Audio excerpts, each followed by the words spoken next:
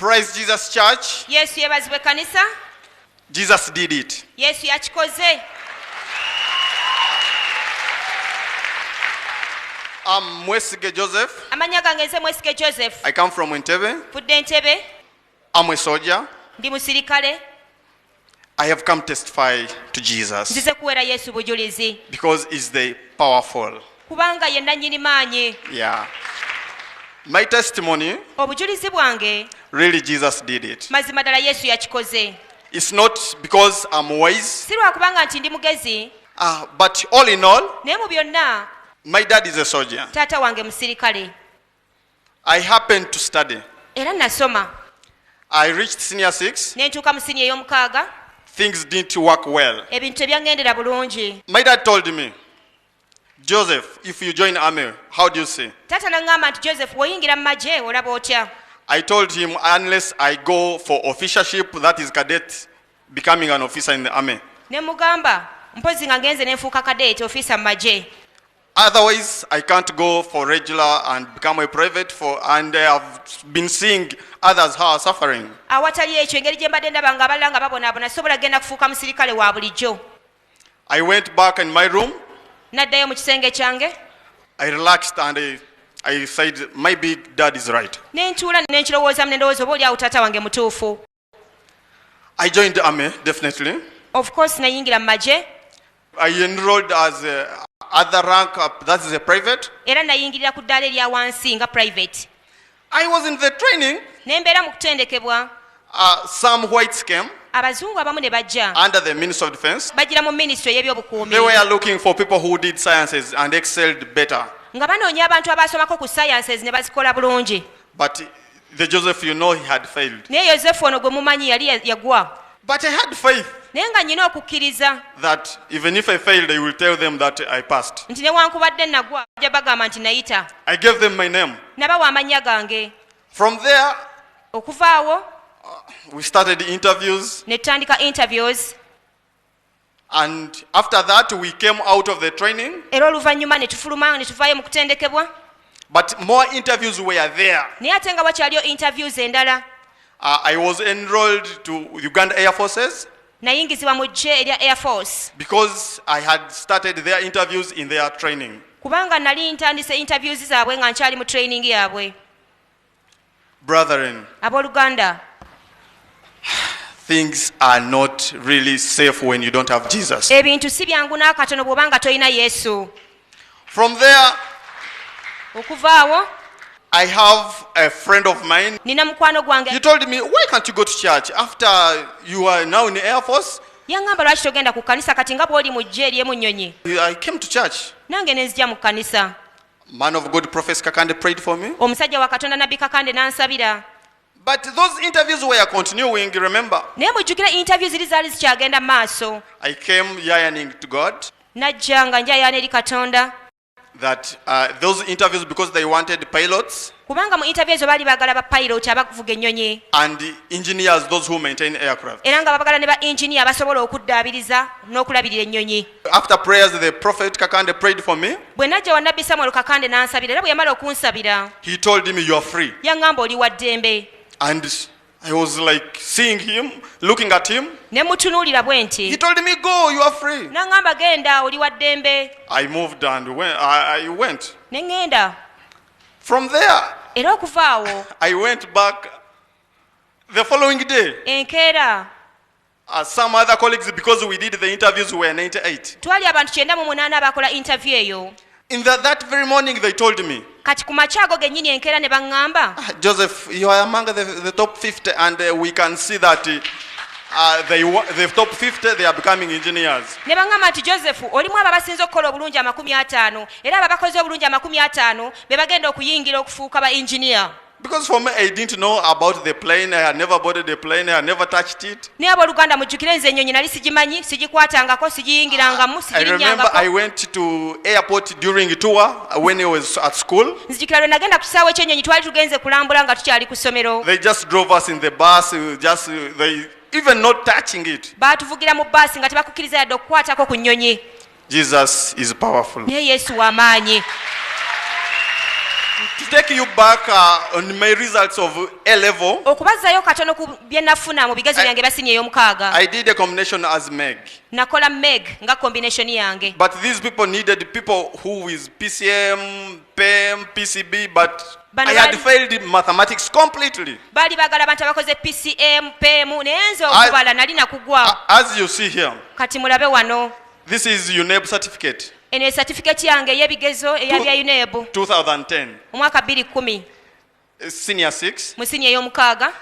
As you can see, there is no mathematics because I failed it, they never indicated it. Nga bwe mulaba kubanga nagwa okubala ne nkugwira ddala tebaakuteeka nako ku certificate. They just indicated general paper, I passed it, geography I passed it, and Kiswahili I passed it. Baateekako general paper ne geography n'oluswayiri lwe nayita. I didn't have physics, I didn't have chemistry, and any other combination they wanted. But Professor Kakande told me, you are free, go. Naye mujjukira Nabbi Kakande bwe yansabira yaŋŋamba nti oli wa ddembe genda. And this is what happened. Era kino kye kyabaawo. You see this certificate as it's like a passport. Mulabe eno certificate eringa passport. To take you back, Okubazzaayo katono. in Uganda here, they don't award such a type of certificates. Mu Uganda wano tebagaba certificate ng'eno. These are experts from Italy who taught us from a country called Bulgaria. Bano bayitala bava mu Bulgaria be batusomesa. And these are their certificates from their private college aviation training schools. Zino ze certificate ze bagaba okuva mu private college yaabwe esomesa abakola ku by'ennyonyi. To take you, this is me, Era to prove mulabe the certificate. ekikakasa nti ekiwandiiko kino kyange kino kye kifaananyi As an kyange aircraft maintenance technician, nga aircraft maintenance technician ekitegeeza nti technician akola ku kuddaabiriza after ennyonyi. prayers by the man of God, Professor Kakande, Era kino nakituukako nga mmaze okusabira omusajja wa Katonda Nabbi Samuel Kakande. brethren, Abooluganda, Jesus is powerful. Yesu w'amaanyi. Sometimes I don't laugh, but I do shed tears in my room. Ebiseera ebimu siseka na kuseka naye mbeera mu nnyumba yange ne The nkaaba. person who even never indicated the mathematics on my UNEB, Omuntu gwe bataaterako na kubala ku certificate yange ya because I UNEB. totally failed paper 1 and paper 2. Kubanga paper 1 ne paper 2 byonna nabigwa. Here I excelled in mathematics, I got 84. Naye mulabe bwe nagenda okukola essomo lino okubala nakuyita bulungi ne nfunamu 84 ku 100. Remember, brethren, Ate mujjukira abooluganda, we started with books. The books were of this size. ebitabo bye twasoma byali binene nnyo nga There kino are kyenkutte. 15 of them. Ebitabo biri 15. Can you imagine such a volume in my head? Oyinza okuteebereza nti ekitabo kino kyonna n'obunene bwakyo The person who never had mathematics, physics, byonna ne and mbiteeka mu mutwe gwange, omuntu ataayita kubala na physics. here I never had physics, but I got physics. Nze gwe bataaterako na physics naye wano mu I got physics 80. nafuna 80.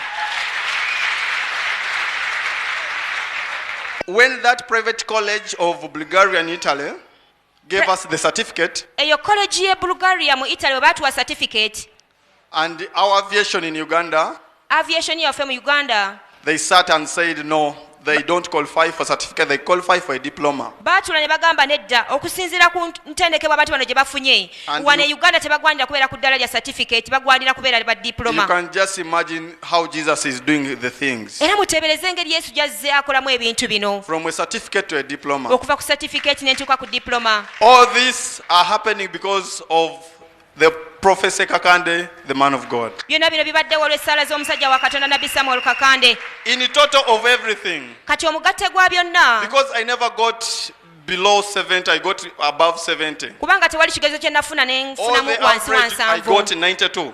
Kati omugatte ng'ogasse byonna bye nafuna 92 ku 100. That makes me the best. Kino ne kinfuula nti nze asingidde ddala.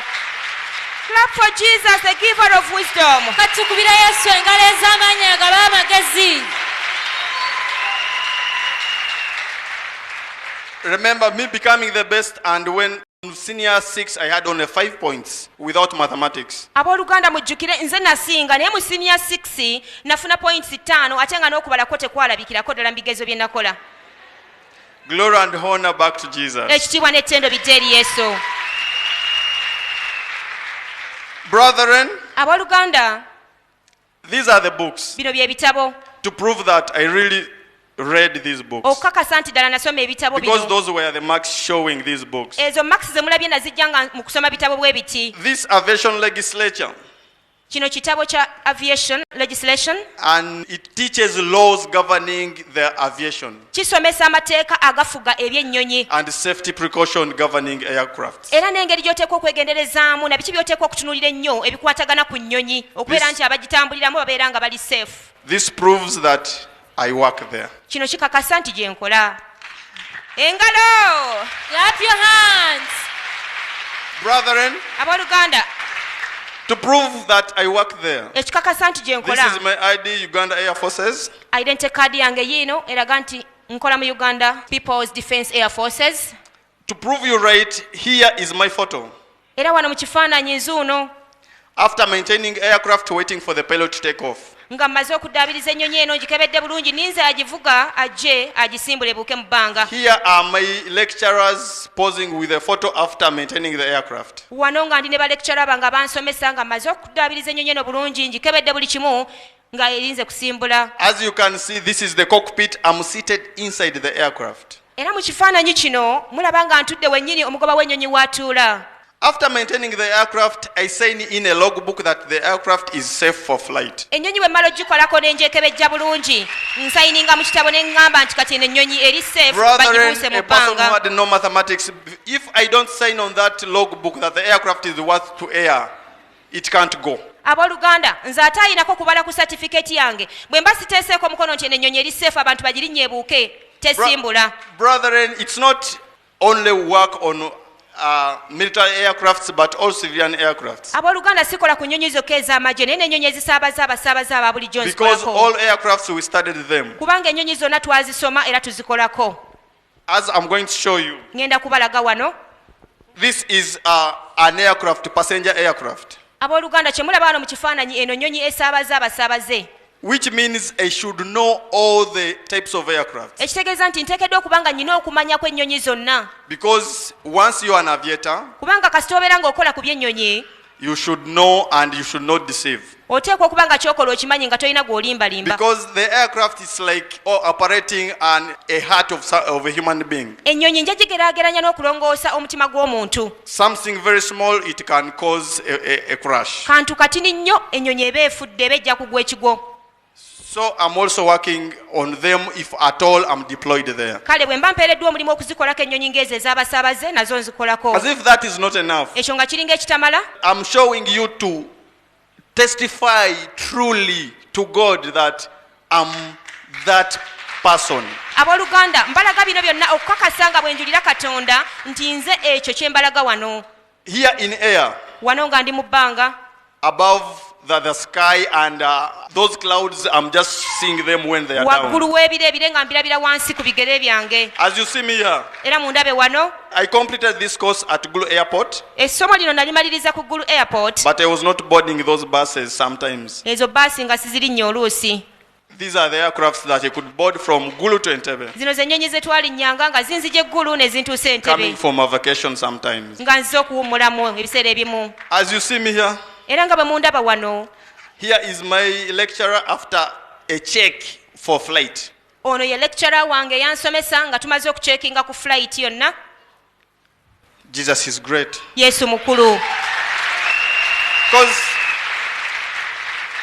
it's not me, Si yenze but Jesus who is in me. wabula Yesu ali mu nze. All that after Professor Samuel Kakande prayers. Era bino byonna oluvannyuma lw'essaala za Nabbi Samuel Kakande. I didn't know I will be like this. Saakimanya nako nti ndifuuka bwe nti. I never had such a dream. Saaloota nako kirooto nga kino. But from nowhere, I had failed. I can imagine. Okuva awatali nze yali agudde. Abooluganda muteebereze. This a certificate here. Eno certificate gye mulaba It was a final recess. twagifuna mu final recess. That is when an aircraft or you maintain it, Kakiri nti bw'omala okulabirira ennyonyi n'ogiddaabiriza buli kimu n'okitereeza mu kifo kyakyo. when it is on a lane, Ng'eri ku kaguudo kayo kweddukira. preparing for flight, Nga yeeteekateeka okugenda okubuuka mu bbanga.